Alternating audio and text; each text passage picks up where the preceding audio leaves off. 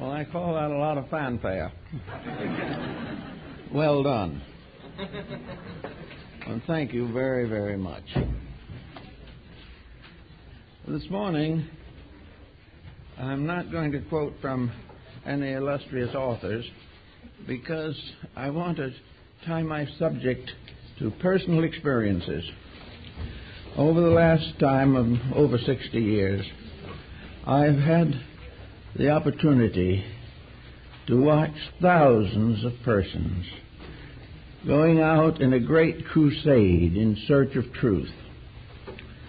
They almost remind me a little of the medieval crusades, in which persons in every walk of life, every degree of intelligence, set out on that great pilgrimage from Europe to Jerusalem. Many got only a short distance and gave up. Others kept on to die in the desert. Still others fought their way through the ranks of the Saracen and either died there or gradually returned to their own lands. A fraction came back. They were all seeking the holy city, the city of their faith. And in spite of every effort for centuries, Christendom was never able to recapture that city. And in a way, this reminds me of the struggle of people today. In every religion, every faith, every cult, and every creed, human beings are searching for the personal experience of reality. They are seeking to come to understand themselves, to find a reason for their own existence, to find that balm of Gilead which has been promised to them. They have come in every color, creed, race, and type, and every degree of intelligence. And yet, with it all, so very few have reached the goal that they sought. Many reached a goal which they thought was what they sought. But after a time it proved elusive and illusionary, and the search continued. The alchemists sought to make gold and also to reform society. The Hermetists studied the secrets of nature. The Greek mystics and philosophers studied the world with the most profound attention and with the greatest benevolence. Many of them came to extraordinary conclusions, but now in the 20th century, these conclusions are ranged against each other, and a new materialism, a new intellectualism has taken over, and a new pilgrimage has been declared, a pilgrimage into the great economic future of a world industrial wealth. Still, the search goes on, the search for peace among nations, peace in our own hearts, peace in our family lives, peace in our national governments. We are still searching for that mysterious integrity which alone can bind up the errors of society. Now, looking back as far as we can in history on this, we observe a certain number of special points of interest, and these include both Eastern and Western thinking, the wisdom of Asia and the wisdom of the Western world combined. And it all seems to sum up in one peculiar inconsistency, namely that the individual seeks something better without becoming better himself. He seems to think of religion as a way of atoning for something, atoning for his own misdeeds or his own ignorance. He seems to believe that if he can become part of an association of religious peoples, that he can drift with them into the better land beyond. But actually, we are today no closer to that which we essentially seek than we were thousands of years ago, because we have added more to our difficulties than we have to our solutions. And now we all stand in the midst of the greatest challenge we've ever known, nuclear warfare. Now, how all of the good of the past could come to this, how the love and wisdom of thousands of dedicated souls could not prevent this emergency, is a very strange and sad commentary on our way of life. So this morning we want to take up the problem of opening the doors to the inner self, to the reality within us, to see if we can come to a little better understanding of the problems that we face. Those of you who have, in travel, visited primitive peoples may note one interesting point, namely, way back in the beginning of time, there were those who had visions. There were those who had strange beliefs, but these beliefs were supported by extrasensory perceptions. And in those old days, the great scriptures of the world were written. In those days, the great philosophical and scientific footings were laid down.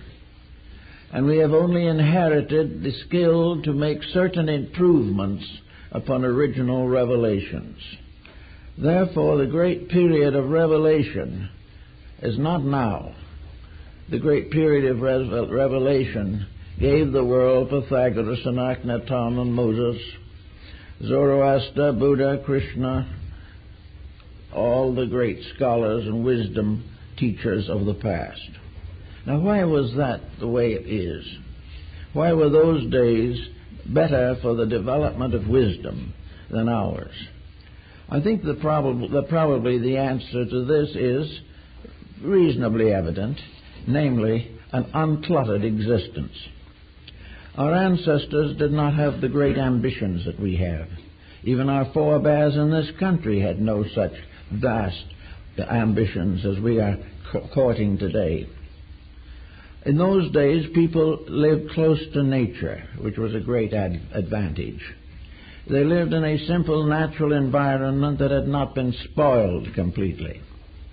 True, they lived in company with some unpleasant animals and things of this nature, and quite early it began to develop feuds among themselves. But generally speaking, primitive man lived in a natural world. And living in a natural world, when he tried to create a philosophy of life with very limited resources with which to work, and not really any understanding that there was a philosophy of life, he began to build his way of living by studying the life of the world around him. There is an account, I don't know whether it's completely factual or traditional, to the effect that speech came from nature. That long before the individual was able to have words or created alphabets, he copied natural sounds.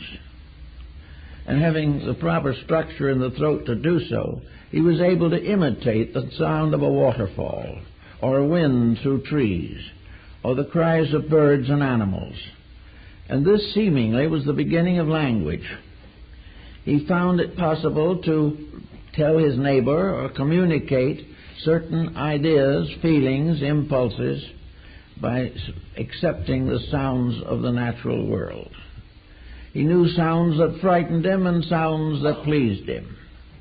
He knew sounds of birth and sounds of death.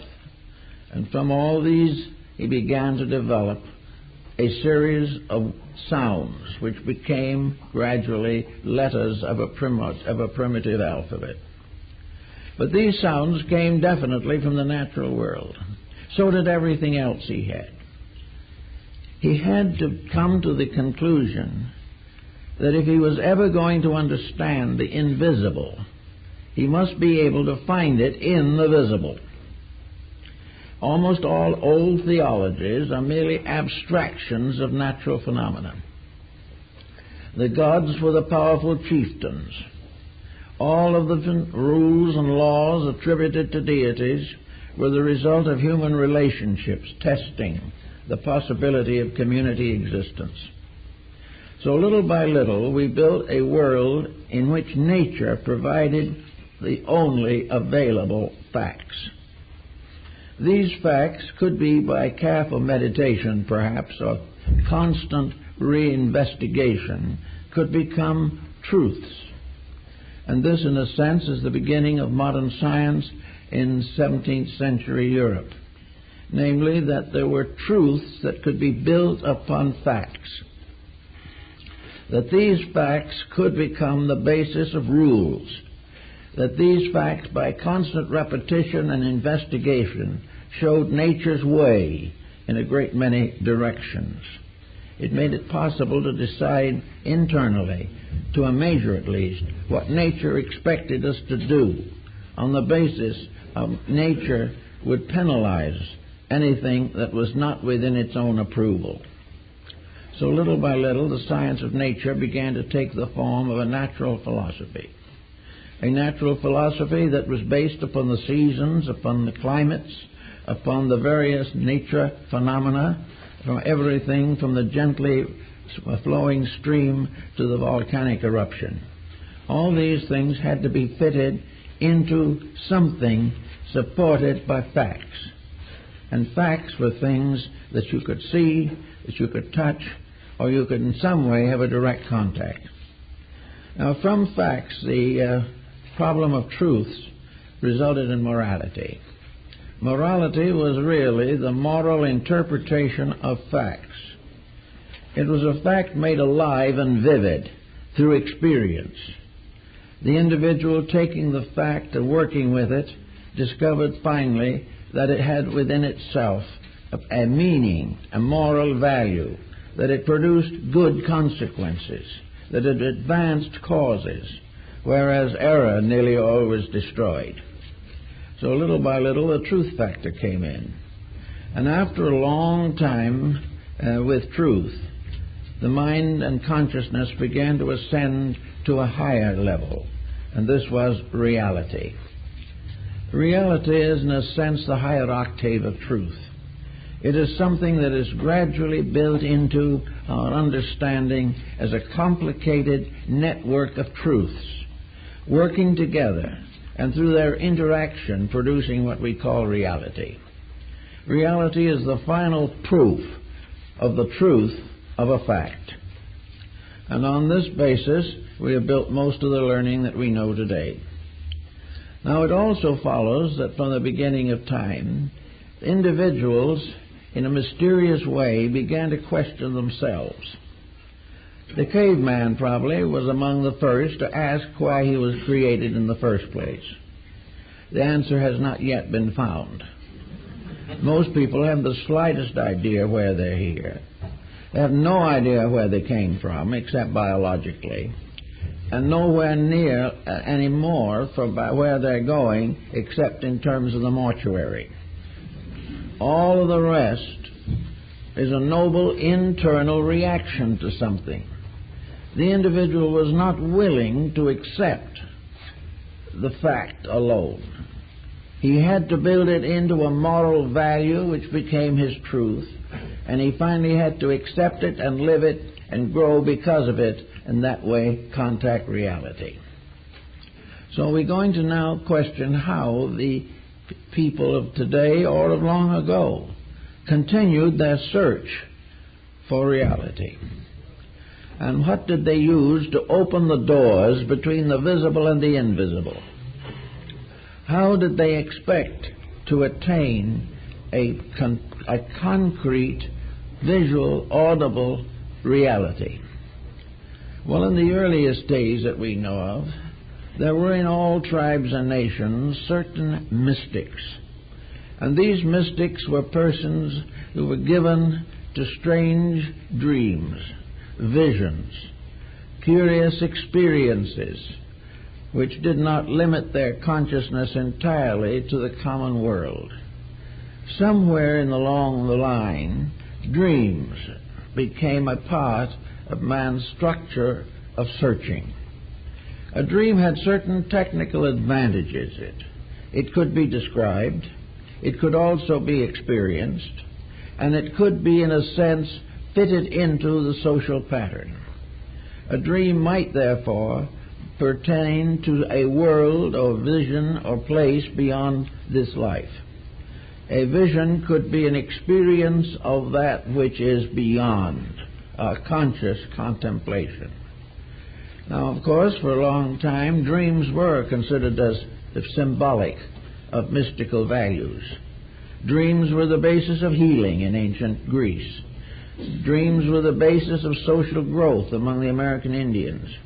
Dreams were always something a little beyond, a little intangible, but sufficiently substantial to be recalled, to be remembered, and to be shared with other people.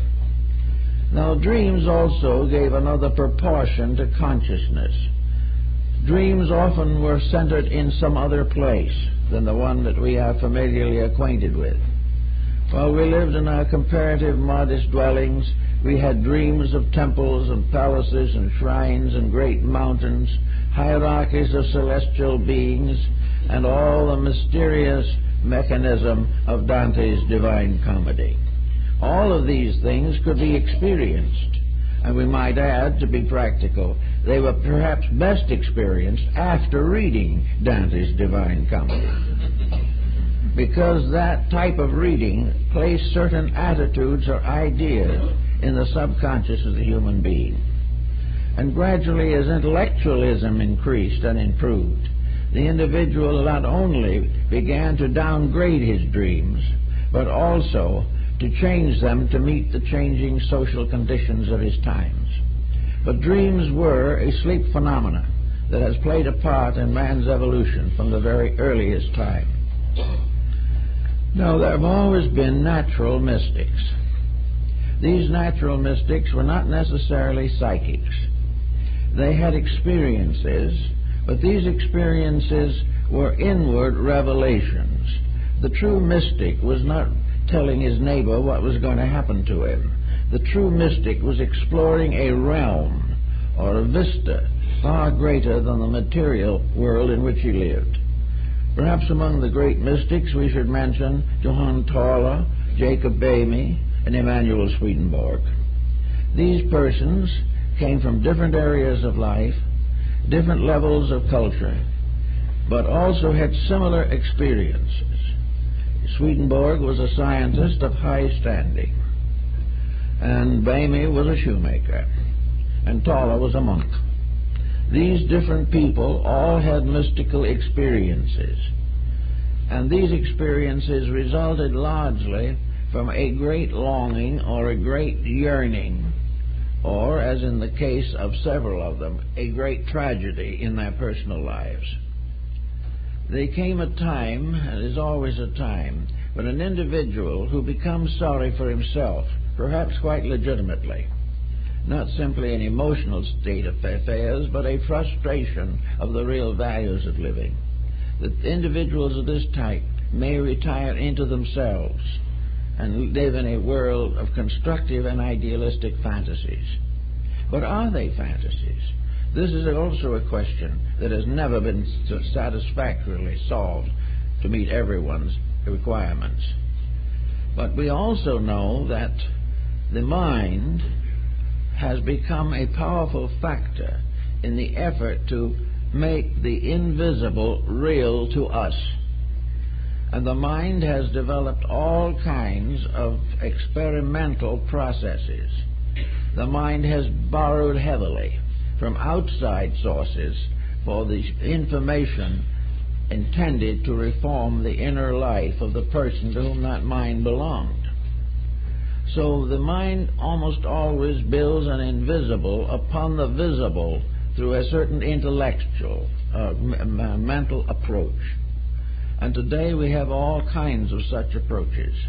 They are found in practically every religious system of the world, and they are opposed by every agnostic system. They have become the basis of moral philosophy and have also resulted, unfortunately, in the rise of a great many competitive institutions. But the mind becoming more and more enmeshed in the obvious or the external and the external becoming less and less soundly founded, so that it is based today very heavily upon mistakes and misfortunes, the mind becomes a dangerous instrument. Now, the mind was not such a dangerous instrument long ago, when society was a comparatively simple structure.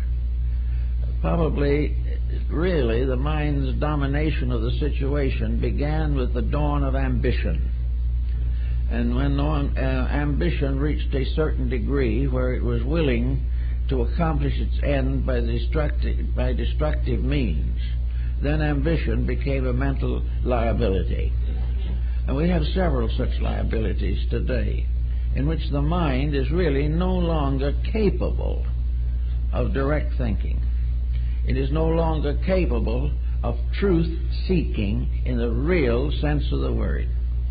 The term truth has come into bad times and has now been applied to so many different mistakes that it is practically impossible to classify them. But the fact seemingly remains that the mind, which might possibly have opened the doors to the internal, has only become another gatekeeper, preventing us from entering. The mind, therefore, guards the gate of the superior as a watchman to make sure that the individual does not outgrow the level of thinking which is common to his society. It is assumed that if he does this, he will be an outlaw, impoverished, and probably disgraced. So the mind guards his outer reputation at the expense of his inner life. Now, with this problem more or less obvious, what have we left as ways of finding the inner? Well, the second way, perhaps, is religion, as expressed through the heart doctrines of many people. Most people who will follow the heart doctrine, basically, are not intellectuals primarily. They may have excellent minds, they may know everything that a true intellectual does know, but they also have something else. They have a dimension of sympathy, a dimension of compassion, and they also have a deep-rooted belief and feeling that somewhere in the great pattern of things, an infinite love is moving the universe. These emotional-centered people, therefore, very often come closer to the reality than the intellectual. In emotion, you have experiences, sometimes disillusionments, sometimes discouragements, sometimes destructive reactions, hatreds, and so on. But basically, the heart doctrine is one based upon the teachings of Jesus or one of the other great benevolent world teachers.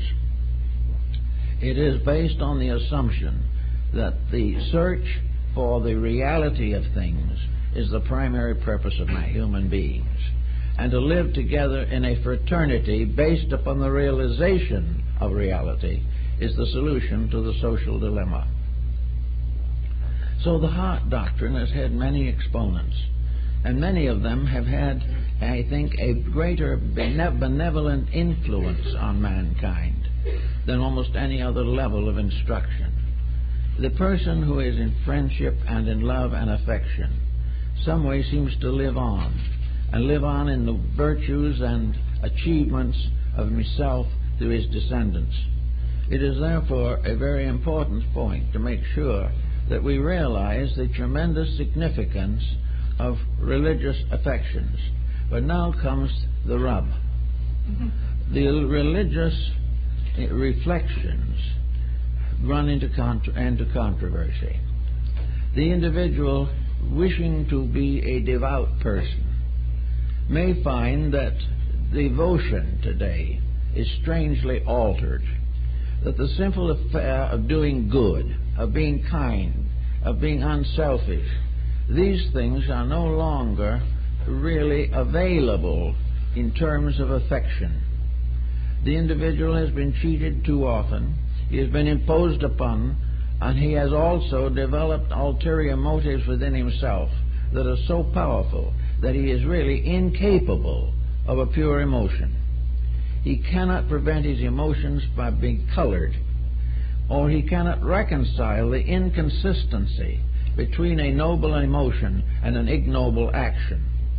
So both exist together in the same person, and this conflict results in a loss of man's affection as a means of liberation. Now, another type of thing, we go down to a lower problem again, but one that's very distinctive, and that is social relationships.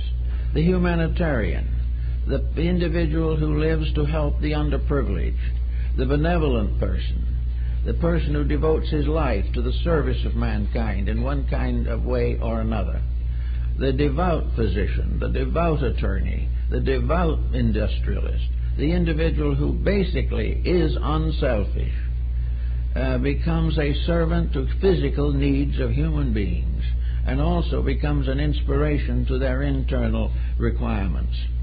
These all constitute a level of virtue in which the person becomes virtuous through service. And service is, of course, in fact, and in vision and in substance, the noblest expression of man's inner life. But the inner life itself must still be considered. We must try to find out what happens to help the individual to have an inward experience that is great enough to dominate his mental, emotional, and physical attributes, and in that way give him back to the leadership of the best of himself. Plato said that a country is best ruled when the best persons rule. The human being is best governed when the best part of himself leads. Now, some think the mind is the best part, others the emotions, some the physical body itself with its resources.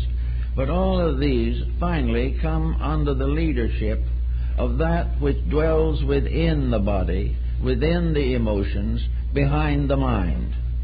What is this basis of reality? How are we going to reach it? How are we going to challenge it to come out of its strange aloofness so that it can become available to the person? One thing we find out immediately is that this search has to be personal. There is no possibility of communicating this reality in ways necessary to solve the problem of the individual, except that it be given to the individual with his particular problem. So we have to try to find out how to reach the opening of the inner life so that something superior to mind can become the ruler of mind and use the mind, the emotions, and the body as an instrument for the fulfillment of a sacred purpose. This we have to try to discover in one way or another.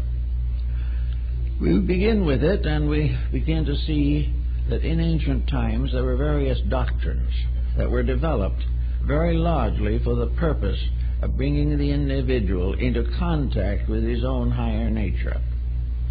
That there were teachings that taught him to rise above even the highest aspects of his own mind into an immediate and intimate experience of reality. This became a very deep and important problem, particularly with the Neoplatonists and with the Buddhists and several other groups, that the quest for the way to become enlightened. Enlightenment being, in this case, the light of the inner shining upon the outer. It was not the individual holding a candle up before his own mind. It had to be something else. The light had to be something that came from above and not through him as a person. It had to be a blessing, a benediction, a baptism of the Spirit. And he had to try to find if there was any way in the world in which it could happen to him. And most of those who have achieved greatly believe that it could happen. And those whose recorded remarks and opinions on the subject have descended to us, while they do not tell us the way they developed, and maybe gave us a clue to what we could do in our own time and in our own way.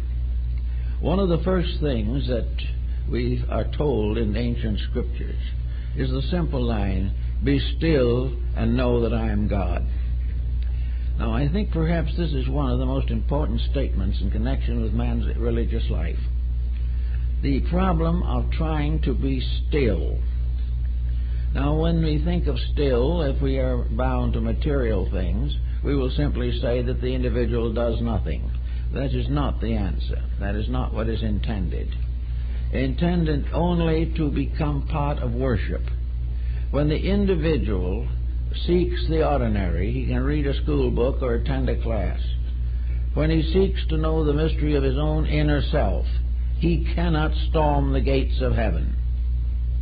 If he tries to get into the sheepfold, which was the old name for religion, by any way except the proper gate, he is then a thief and a robber.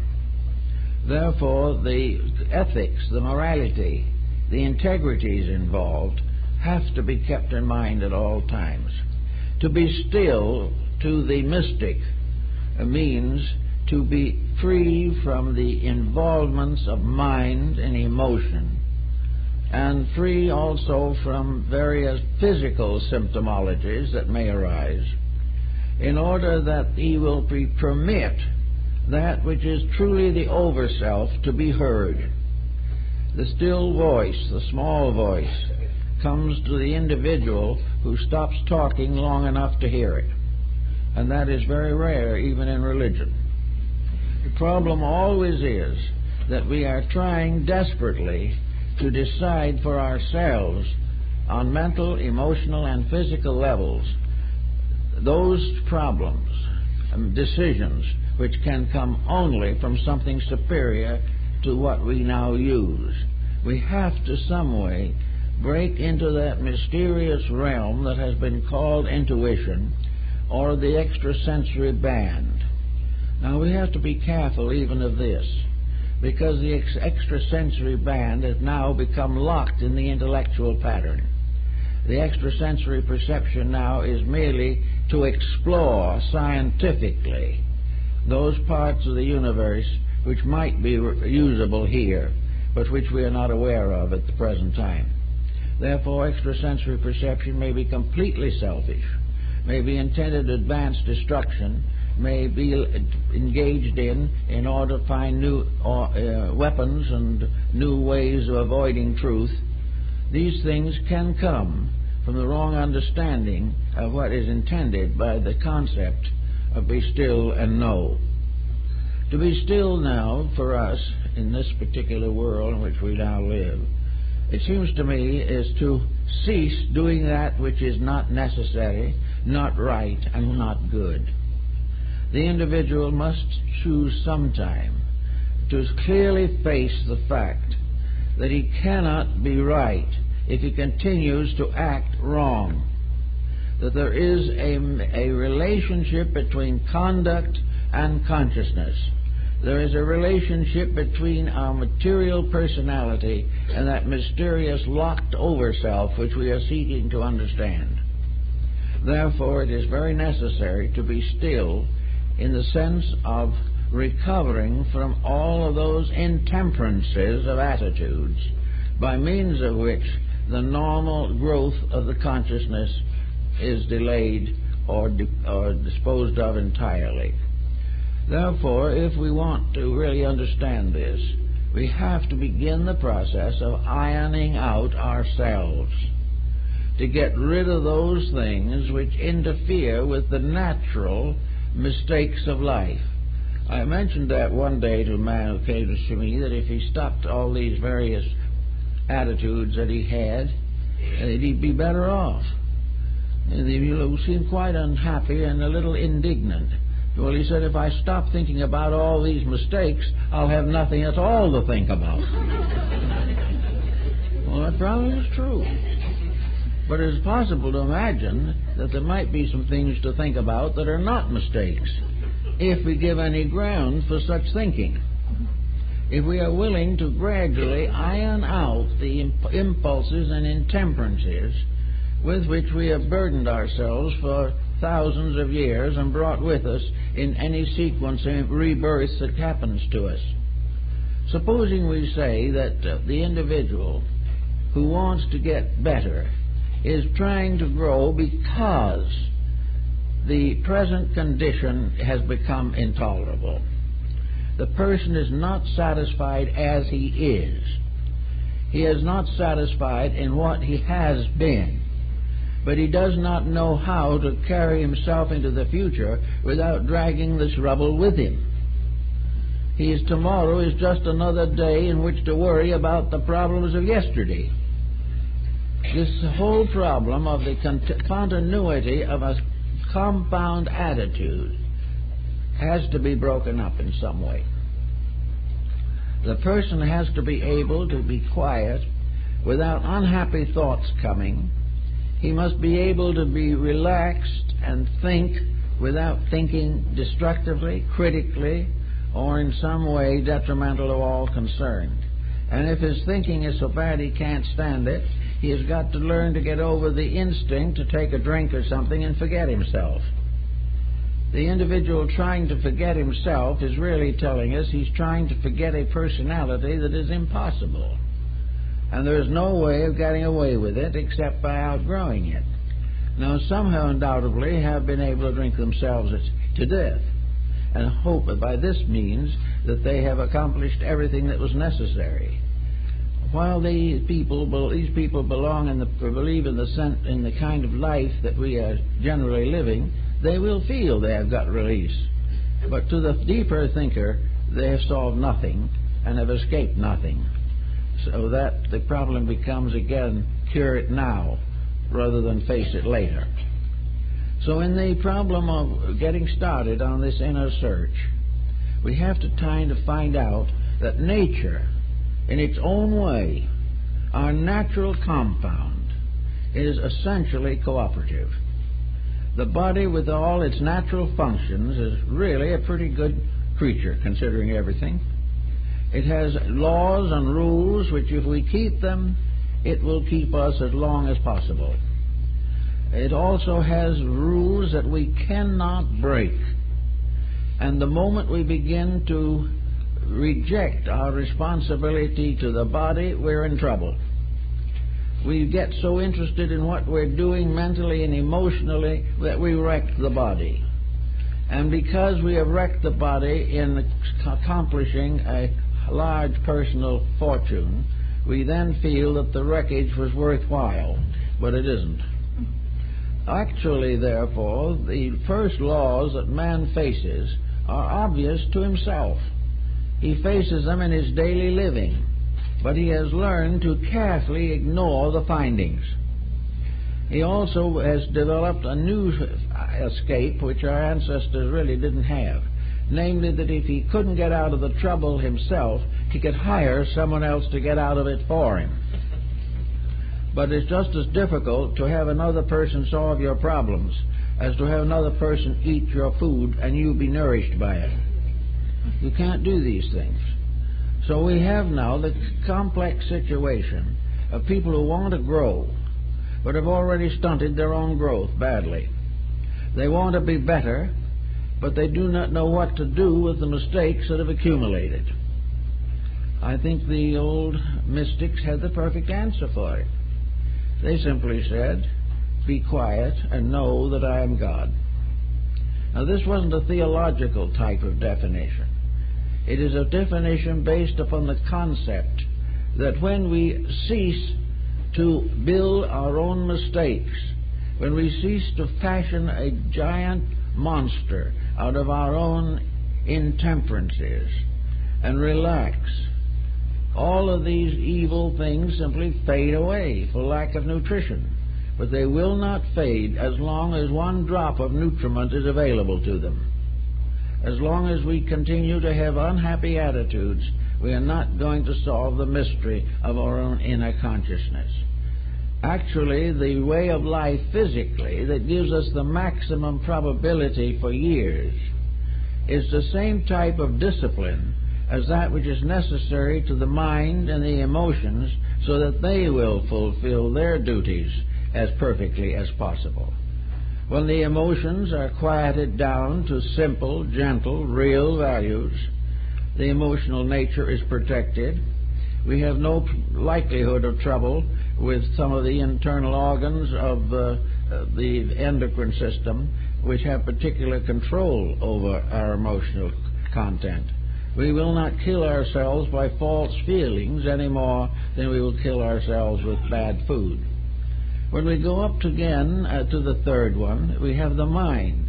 If the mind is used as it was intended to be used, and that is for the common good, for the advancement of everything that is real and valuable in life, if the mind could be released from the terrific pressure of self-interest, if it could get away from all its scheming on how to defeat a brother, and rather simply, quietly work out how to help him, all things would be much better in the mental world. There would be much less mental breakdown, and we would not be suffering from too many cases of senility. It is the misuse of the mind that gradually changes life into a dismal dwelling for the individual. So in each of these levels there is a natural law. Each of these creatures has its rights and privileges. Each level of ourselves has its inalienable needs and corrections. They're all here if we want to use them. Now, a lot of people have been perfectly willing to support religions industriously. They have been willing to make pilgrimage. They have been willing to do all kinds of penances to remove some guilt mechanisms within themselves. And at the same time, even though they live a pretty fair life, this great experience of projection into something higher has not occurred to them. Largely, it's a result of not being able to quiet the separate levels of our consciousness on their own levels, and then quiet the relationships of them to each other. In other words, if the mind and emotions are locked in conflict, they're in trouble. Wherever there is conflict, there is a kind of destruction. There is a false motion. Wherever there is an obstruction, there is a decay of values, a disintegration, an infection, in which something becomes sick. All selfishness is sickness, no matter what you want to call it. All jealousy is sickness. These things are just exactly as serious as sicknesses as are the ordinary physical ailments which we may or may not be able to cure. This problem, therefore, is to get rid of the sickness arising from the misuse of powers, faculties, and principles within ourselves. Unless we're able to do this, we're going to stay right in trouble just the way we are. But the worst part of it is, we may be a good church member while we're in this problem. It has never occurred to us that religion demanded anything more of us than allegiance. It was like a parent who demanded that the child obey, but did not necessarily contribute to any enlightenment in the purposes of obedience. The religious association which washes away sins with baptismal water has not gotten to the point where it realizes, or that people realize, that they have got to wash their own sins away all too often with their own tears. So there is time to get at some of these values directly. If the person wants to be born again in the theological sense of the word, it isn't that he simply accepts a religion. To be born again means to not make the same mistakes again.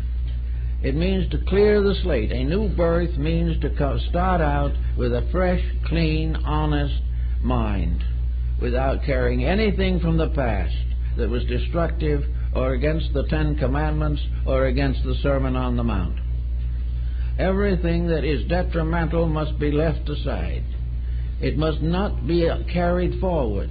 Yet the individual may be born again and still be in some business which is highly competitive, or in a family relationship in which tyranny dominates, or children are neglected, or the older members of the family are ignored.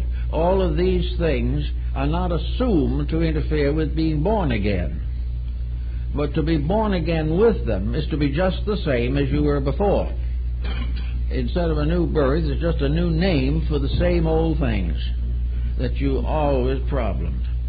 Now, out of this, there's something more, though, than just keeping the moralities straight. It is part of this business of being quiet. Every agitation, every intensity of negative attitude is dangerous to the inner life of the person. Therefore, we say that when we want the individual to be still and know, we want the individual to change his entire basic formula for life. It doesn't mean he can't speak. It doesn't mean he can't have ideas. But he has to have only things that work together for good. The body, mind, emotions must be brought into harmonic relationships. There must be no discords in the compound of the person. It doesn't mean he necessarily is awfully well advanced. He isn't perfect. He isn't above making an occasional mistake. But when he makes a mistake, he knows it and he's sorry. And when he's not too wise, he may be much deeper in the mysteries of his own inner life.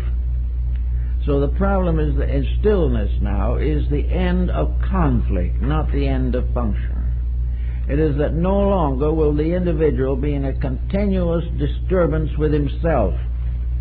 He will not regret what he did yesterday and build a new regret today. Pythagoras advised this doctrine of recollections to accomplish freedom from habit patterns. He advised his disciples that every day they should live their lives over again backward for that day. See what they did right and what they did wrong, and determine to correct any mistake that was made during that day. Recognize it, correct it, and outgrow it, and reach the condition in which it would not be repeated. So what we're asking for, really, is a good-natured person of kindly disposition who has managed to get over griefs and grievances, who is able to live in pleasant relationships with other people, who is not jealous, who does not tear down reputations, and doesn't lock in feuds with anybody, who holds no violent dislikes over subjects they do not understand, do not take sides on problems they do not know, but whatever happens, remain open and ever watching for the good, and watching and rewarding only the best of their own conduct. This means a more or less simple life. One way that the medievals found to gain this simple life was by joining the clergy. They became monks, lived in monasteries, worked in gardens, spent most of their time in prayer and meditation. But this didn't work quite well either, for in this case, the isolation was the individual arming himself against himself. He was determined to destroy the opportunities to make mistakes and gain virtue in that way. It's not done that way. It doesn't work. The individual does not recover from his mistakes because he locks himself away from temptation. Because temptation is still there, and all kinds of internal pressures affect him and afflict him even while he is in a monastic existence. The answer to the whole thing was, stay in the world, but be able to live your own inner life without worry and fear, and if other people wish to ridicule it, let them. But do not resent their ridicule. It's not worth it. Do that which your inner life tells you is right. And in order to do that, you have to get a message. Now, messages coming from the inner life are often mistaken. Very often what we consider to be a vision is merely a way of supporting our own personal attitudes. When visions begin to support our right to be wrong, we have a good reason to question the visions. Visions can be nothing but nightmares. They can be nothing but psychological expressions of our own defects. they can reveal to a clinical trained psychiatrist or psychologist just what is wrong with our dispositions and why we're in trouble. This type of vision or dream is of no basic value except as a warning, and the individual does not need to have an elaborate analysis of this. For if he has pressures, he will have dreams, and most of the dreams will be related to his pressures, either justifying them or trying to help him to fulfill the things that have created the pressures. So we don't go on that level. But if there are no pressures, if there are no intensities, if the individual is living a very quiet, reasonable, and natural life, perhaps he'll be a little like Jacob Boehme, the great German mystic. He was raised and educated as a shoemaker. He was an apprentice shoemaker. Finally, we got his papers and became a master shoemaker and lived in the little town of Görlitz all his life. He was married and had children. He attended the Lutheran Church, and he was a very simple person with only the education possible from a local school, which probably taught him only enough to read the Bible. So this man quietly, peacefully made a strange compact with himself. He resolved to live as best he could in his simple way, the best he knew. And he was a very quiet man and a very charitable man. And when the Lutheran Communion turned against him, very bitter, he never for one moment showed the slightest resentment. While they were denouncing him in the church, he was sitting in his pew and listening to it. He was unwilling to even pick a quarrel with the men who were accusing him of heresy. Fortunately, at that time, the Inquisition was not in control in Germany, so all they could do was downgrade him. But actually, in this very simple family way, they say a very wonderful father, a faithful husband, a good friend, and an absolutely honest craftsman who marked every shoe he made and guaranteed it. To this simple man came some of the most extraordinary visions recorded in history. One day, while he was working in his shop, he had a chance to look up, and he saw a ray of light striking a pewter plate on the wall. This ray of light struck him in the eyes, and in that moment he had a vision of another world. And this vision he had of another world had none of the peculiarities that we associate with sectarianism. It was a world which he had not even a terminology for. He borrowed all kinds of words from his friends and neighbors because he had no words. He also was able to gain some terminology from alchemy and astrology and other subjects, but he used them always in his own way, not the way they were originally being used in the communities. Little by little, Boehme discovered in himself a strange and wonderful truth that was the basis of all his thinking and all his living. He said that in the very beginning there was nothing in the universe but peace, that this peace reached everywhere, and everyone was in peace with everyone else.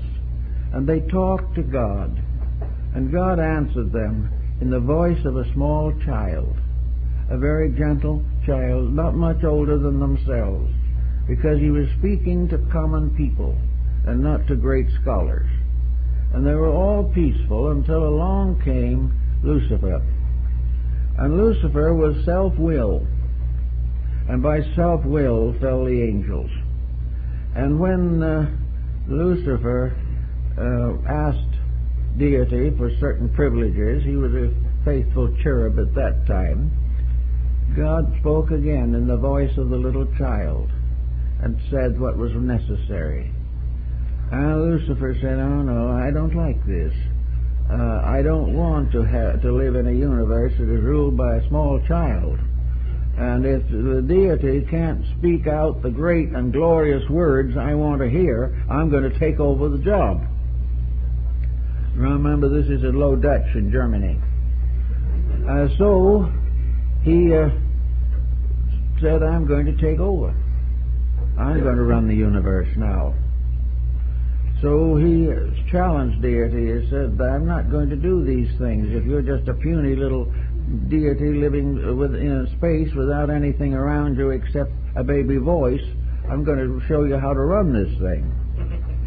And at the moment that he said that was the moment of the great disobedience. And in an instant, the heavens completely changed. Everything changed. The sky was filled with great spiritual powers. In the midst of them was seated or placed the ineffable deity, with all power, all splendor, all skills, and the thunder and rumbling voice that could be heard everywhere.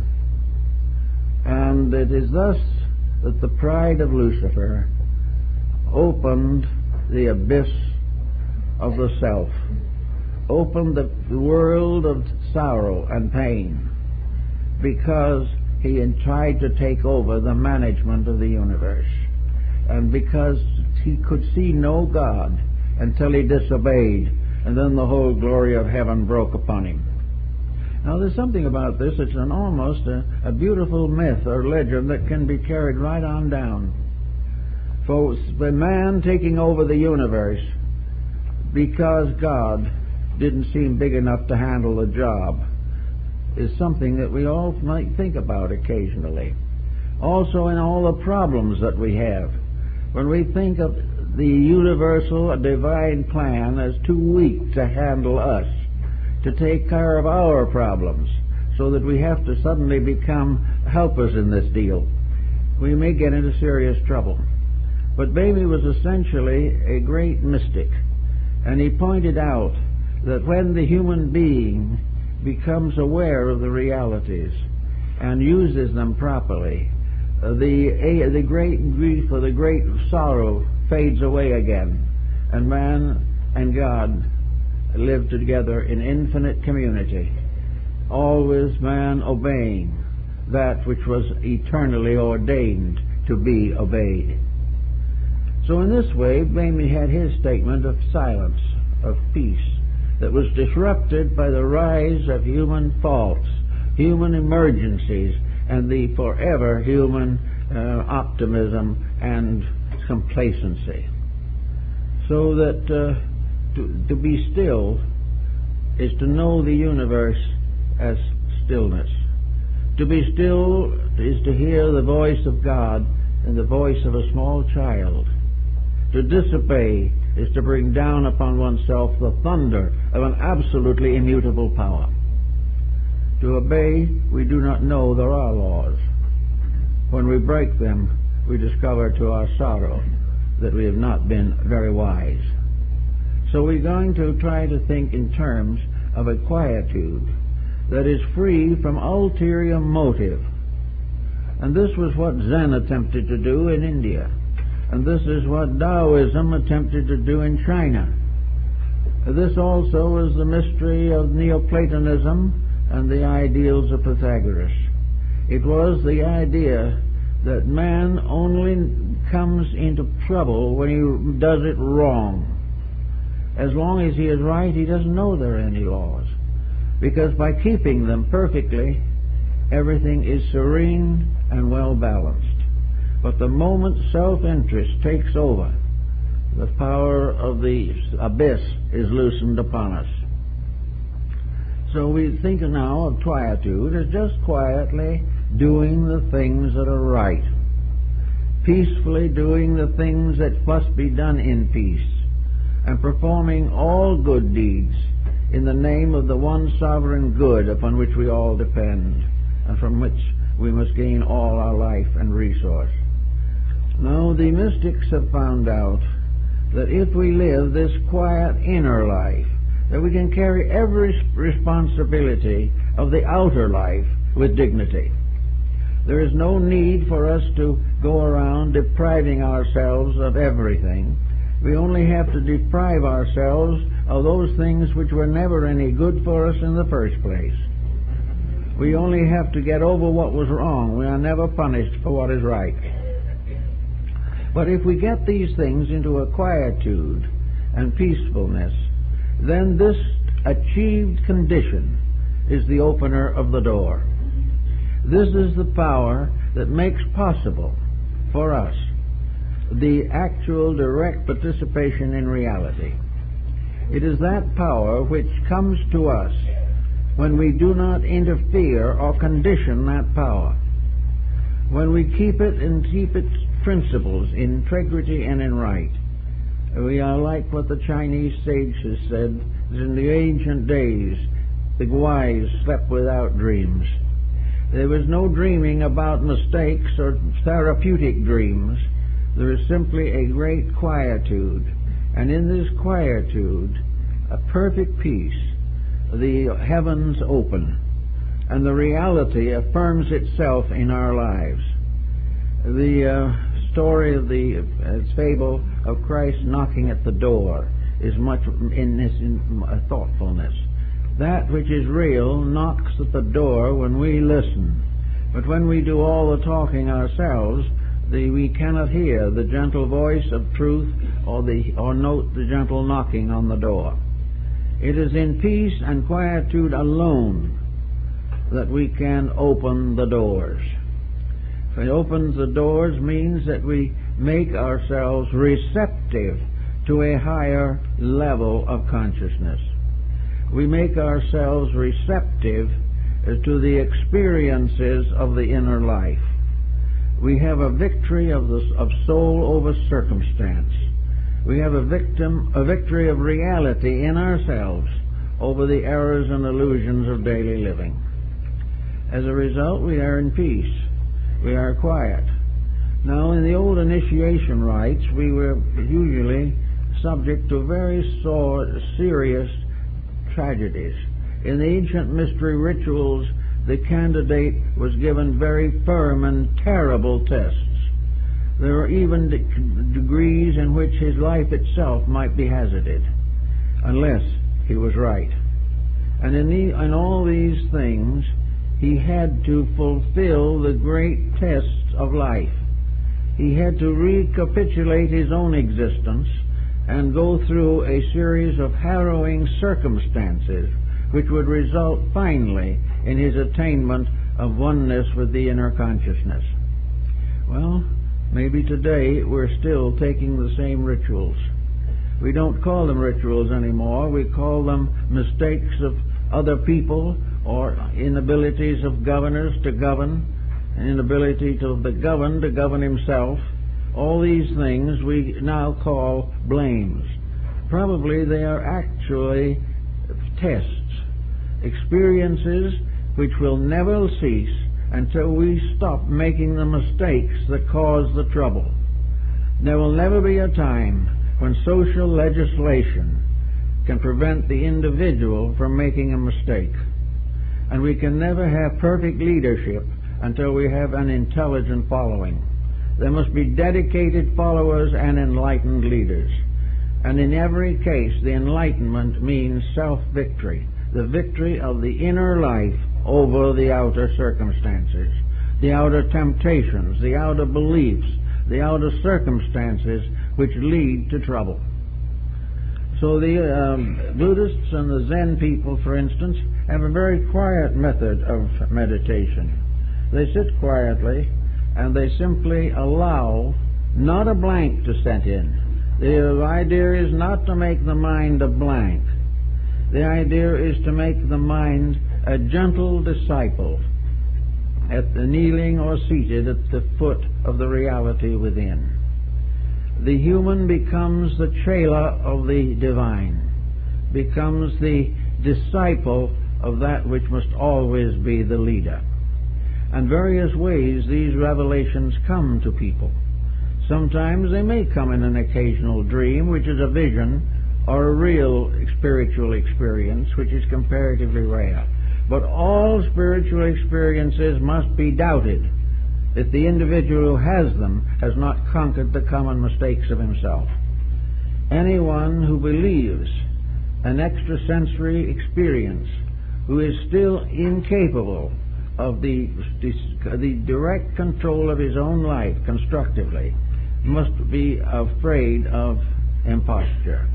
And any organization that promises the individual that he can become great without becoming good is also a very dubious organization. There can be no rising upward into the higher levels of consciousness except through a kind of meditative discipline. And what is meditation in this case? It is not sitting in a corner somewhere with your eyes closed and your fists clenched tightly. Meditation in this case is the quiet recognition, realization of the values of life as they have been presented to us in daily experience. Meditation helps to bring us a new way of being useful, a new way of solving or helping to solve problems around us. Now we can say with all meditation practices that nobody can solve anybody else's problems. This is true. Therefore, the fact that we think we are solving them is not quite really true. The part that is beneficial to us is the fact that we have given up something of ourselves because we love someone else more. This is the great gift.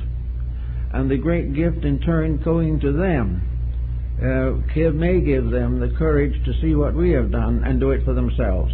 Every individual who becomes happy must make himself happy. There is no possible way of other people making anyone really happy. And any apparent happiness that arises without the control and direction of inner faculties is going to come on the rocks one of these days and be seriously shipwrecked. All these things are part of a large plan, a large purpose, a divine way of things. And in our quietude, in the small voice, the voice of the silence will speak. And the voice will be like the voice of God in Bamy's vision. It will be a small, quiet voice, never a thundering of power, never a vast expression of some determination, never a final order descending from on high. But it will be the quiet voice of a gentle person telling us something we ought to know, and telling it as though we were beloved children, and not because we were great people. The recognition of these experiences comes often in various small ways. I know, for instance, one case in which an individual was very fond of a garden. They loved to plant flowers and things of that nature, and they always loved flowers. It was a very kindly relationship. It was a beautiful, quiet relationship, and one day this person, while looking at one of the flowers that was particularly beautiful, had something happen. Suddenly, this flower seemed to speak. It didn't say anything, but it seemed to speak, and suddenly the law of that flower burst into the mind of this very kindly gardener. The law of the flower became a symbol of the whole unfolding of the cosmos. The flower became an infinite symbol of an infinite purpose. And it is. It is a part of a great and infinite purpose. But most of those who look at the flower don't see it that way. But this person saw it that way. Saw the flower as suddenly bursting forth into a perfect symbolism of the universe. It was there all the time, but at that moment the reality in the individual picked it up and brought it out. The message came from something beyond the mind, something beyond the emotions, but an infinite impression of reality, which meant that the person had for a moment's contact with one of these levels of higher insight. Plotinus, the Neoplatonist, said that in his lifetime, that only on 2 occasions had he been lifted up into the presence of reality, and that for only a few seconds. But that became the most powerful experience of life, and all of life from then on was never the same as it had been before. The same might be said true of Luther Burbank with his love of flowers and plants. Here's a man who was able, very obviously, to influence flowers and plants. I saw him one afternoon and we talked about these things, and he said that he could talk with the plants. and the plants answered him. And when he said he wanted them to do something, they did it. So several big universities sent classes and students and so forth to see how Mr. Burbank was taking the spines off of cactus so they could be used in the desert to feed cattle. And they did exactly what he did and got nowhere. And he explained that the reason they didn't get the result was because they hadn't talked to the flowers and plants. They hadn't told those plants what he wanted them to do, what they should do, and how they could help by doing it. But if you talk with them and understand them, even in silence, you commune with them, not as little things with a root, but as reality, and wound up in a magnificent little mystery, that they obey. And he told me, he said, the only person I ever had that was able to do it was an old Chinese gardener. He said, this gardener watched me and listened. And from that time on, he always talked to the plants. And they did what he wanted them to also. He said, you've got to understand life. Life is not you and nothing, or you and something that doesn't mean anything. And all the flowers and birds and animals and creatures of the universe are real. And to each level of man's thinking, some form of life becomes immediately instructive. And by accepting the instruction, a great new dimension of consciousness is achieved. This is the only way reality can be proven. It can't be proven in laboratories. It can't be proven in anything except all of nature. This very planet and everything that is on it bears absolute and eternal witness to reality. But the reality is not obvious to the person who doesn't know what the term means, or doesn't know what the experience of it means. To us, humanity is a unique thing. Other things are different. We're now beginning to take a little interest in animal life, but at the same time, we haven't found the realities in these things. We haven't found that by looking at the most simple living thing, that we come face to face with a truth, a reality, an inevitable, which we can never influence, but which we can learn to accept and obey. So this is what really opening the door is. This is why the Indian went out and did vigil. He did vigil because he knew that the air was filled with life. He knew that everything that existed was real. Now, he couldn't come back and explain all this to his fellow tribesmen, although most of them probably were sympathetic to it. But the proof of the fact was something else. The proof was that when he went out as a healer and sat and did vigil, the great ones, the true ones, sent symbols to him so that he would know what to do. And far when he was up here with me, he said that a little light appeared somewhere on the earth around him, around a little plant, or a little flower, or a weed, or even some little small animal or creature. And he knew instantly that that which the light was around was the thing that was necessary to heal the sick man for whom he was praying. So he took this material, usually an herb, which he had never used before. He had no botanical knowledge, but he had seen in a meditation that this was it. And he took it and he made a tea with it and he gave it to the sick man. Then the reality proved itself. The man got well. That was the only reality that could be demonstrated. All the others could be a mistake, but if the man got well by a mystical experience, then that experience was real.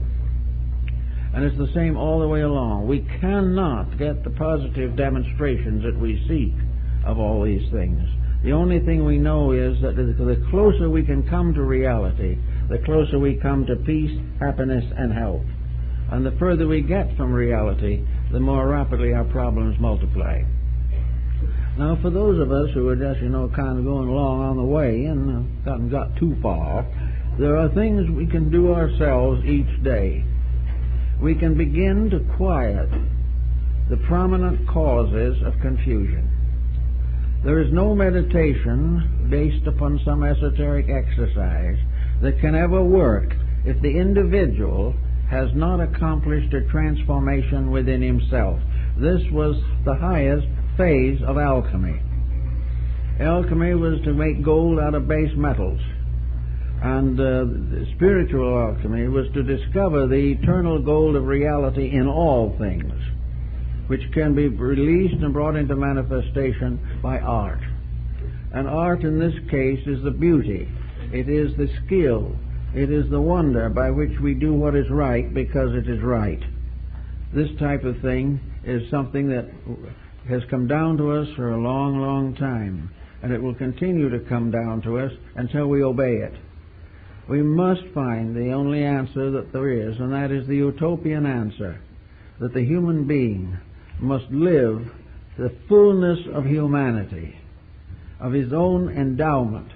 He must manifest all the manifestations of the condition of the level of life upon which he exists. And having done this, he may then request very quietly, or may not even have to request, because realities perpetuate themselves. We expect to go on to the next level of understanding and insight. We are held behind by the ballast of our own mistakes. And until we are able to master those and redeem them or restore the integrities in them, we will remain in trouble. So the first thing to do, if you're really anxious to get on to the discipleship principle in nature, is to start in and prove worthiness. Prove as the ancients did in the initiation tests. When a disciple wanted to enter into the mysteries of Eleusis in Greece, the first thing that was done was that his community was invited. The diakon, a leader of the community, was invited to tell what they thought of this young person, whether he was a good person, whether he was a good son or daughter, because women were initiated. Was this person a good, worthy, honorable person? And if the city father said yes, that he had never been in trouble, that he'd always been a good member of the community, that was a good mark for the person. If he had been troublesome, he would never have been admitted any further. Then, if that was true, they then went to his teacher. Where did this young person study, and what did he study? So they found the master, an old sophist of some kind, who had instructed him. And they said, was he a good student? Yes. Was he quick-minded and able to understand? Yes. Well, what did he give him to study? Mathematics, astronomy, and music. That is correct. Then they would probably call the boy to be given the examinations at the temple itself. And if he passed these successfully, he was placed on a 5-year probationship, in which it was assumed that he would take the hope of going on as the basis of a great improvement in himself. He was to go back to his ordinary life and do those things which he believed would be sanctioned, justified, and approved by the temple.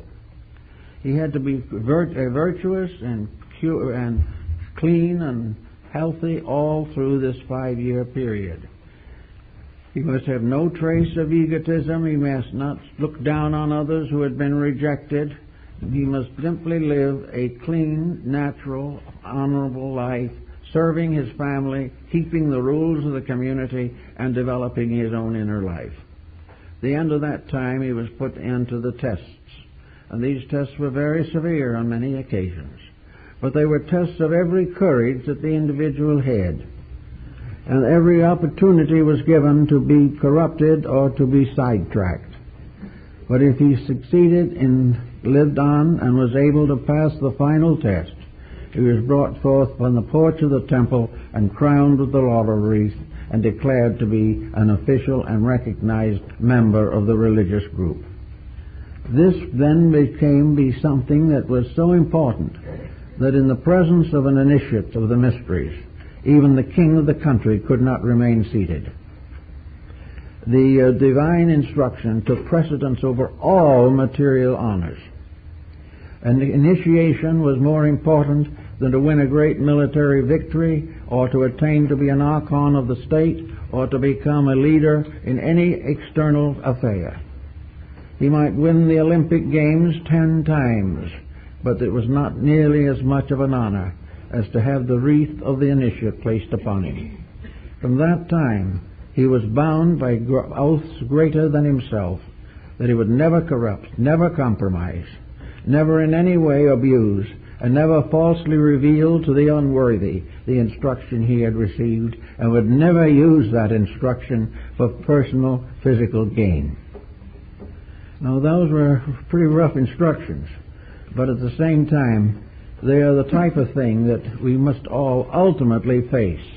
Fortunately, we don't face it all at once. We don't have to do all that is right at one time. But little by little, day by day, we are supposed to discipline our mistakes, gradually gaining control over them, correcting attitudes that are not conducive to common good.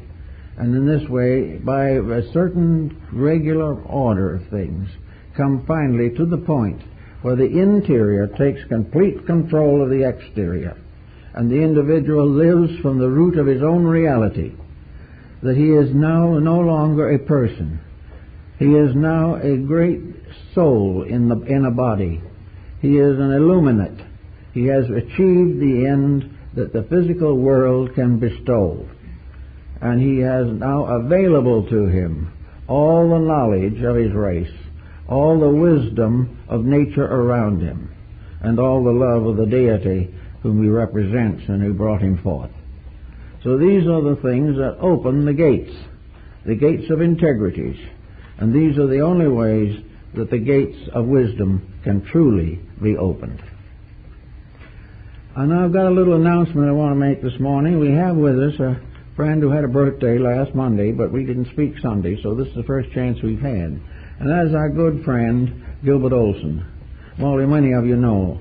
And Gilbert Olson has been a personal friend of mine for 45 years and has served us here ever since the society was built, practically.